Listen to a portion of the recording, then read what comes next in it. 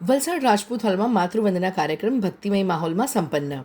વલસાડના અમરપાર્ક વિસ્તારમાં રહેતા રંગભક્ત જનકભાઈ વસંતજી દેસાઈ પરિવાર દ્વારા પવિત્ર અધિક માસ તથા માતાજીની 61મી પુણ્યતિથિ નિમિત્તે માતૃવંદના કાર્યક્રમનું સુંદર આયોજન વલસાડ સ્થિત રાજપૂત હોલ ખાતે કરવામાં આવ્યું હતું.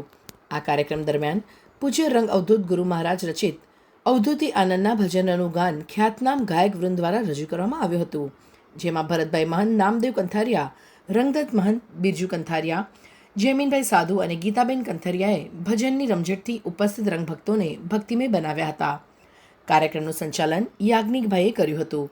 અંતે તુષારભાઈ ભટ્ટે પ્રાસંગિક પ્રવચન સાથે સૌનો આભાર વ્યક્ત કરી જનકભાઈ દેસાઈ પરિવારને આવા સુંદર આયોજન બદલ અભિનંદન પાઠવ્યા હતા.